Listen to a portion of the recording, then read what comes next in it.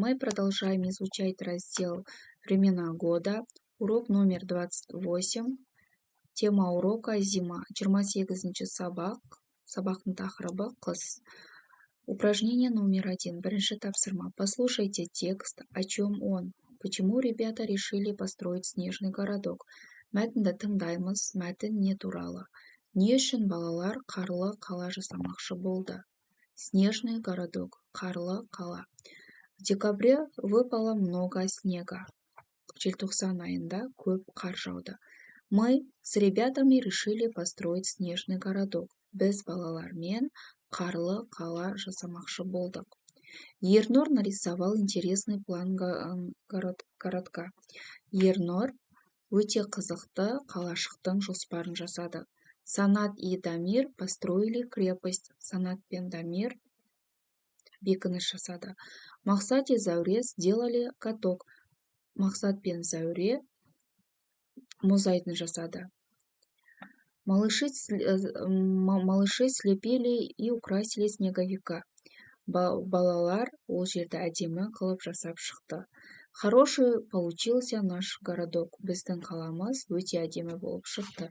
Всем было весело. Барлығымызға өте көңілді болды. Крепость бекініс, лепит снеговика қала жасады, городок қалашық, план жоспар, каток мұз айдын. Найдите в тексте имена детей. Мәтіннің ішінен балалардың атын табыңдар. Объясните одноклассникам, почему они написаны с главной буквы. Олар не себепті бас әріппен жазылып тұрған түсіндіріңдер. Имена детей, балалардың аттары: Ернур, Санат, Дамир, Мақсат, Зәуре, Роза, Асхат. Имена людей пишутся с заглавной буквы. Адамның аттары әрдайым үлкен әріппен жазылады. Упражнение номер 2. Екінші тапсырма. Найди в тексте предложение о том, что делали дети Ернур, Санат и Дамир, Мақсат и Зәуре, Роза и Асхат. Прочитай их. Мәтіннің ішінен балалар Ернур, Санат, Дамир, Мақсат, Зәуре, Роза, Асхат не жасағандары туралы айт. Ернур нарисовал интересный план городка. Ернур қалашықтың жоспарын жасады, өте қызықты қылып. Санат и Дамир построили крепость. Санат пен Дамир бекініс жасады. Мақсат и Зәуре сделали каток. Мақсат пен Зәуре олар сырғанайтын жаңағы дөң жасады. Роза и Асхат сделали высокую горку.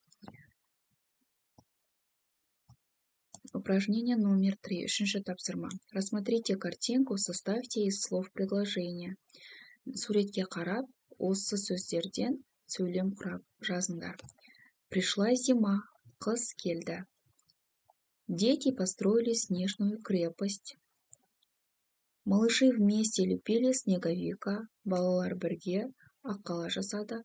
Мальчики играли в снежки. Балалар қар атысы ойнады бір-бірімен. Упражнение номер 4. Төртінші тапсырма. Послушай слова. Запомни. То есть запомни. Сөздерді тыңдап және есімізде сақтаймыз. Шуба, куртка, брюки, шалбар, куртка сыртқы киім, сапаги етік, варежки қолғап, шапка бас киім. Бұлардың барлығы бізде зимная одежда, қысқы киімдер. Упражнение номер 5. Прочитайте, как правильно использовать в речи слова надеть, надевать, одеть, одевать. Одеть кого? Кімді киіндіру керек? Куклу, ребенка, қуыршақты, баланы. Надеть на себя. Что? Брюки, сапоги. Өзіміз киюіміз керек. Нені? Шалбарды және аяқ киімді. Одеть деп жаны бар, яғни біреуге кигізетін заттарды айтамыз, ал надеть деп өзімізге кигізетін заттарды айтамыз. Упражнение номер 6. Алтыншы тапсырма. Выберите с одноклассником разные группы предложения. Вставьте правильное слово, то есть надел или одел. Проверьте друг друга. Объясните выбор слов.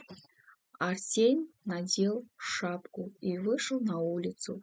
Арсен бас киімін киіп далаға шықты.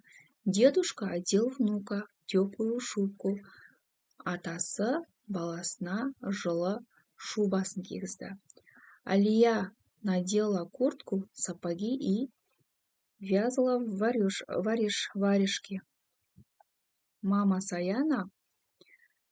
одела Саяна в новую куртку.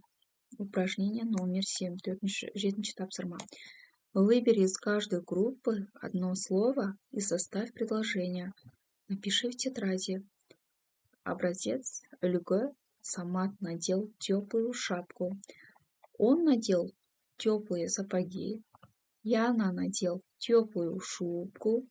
Она надела теплые варежки.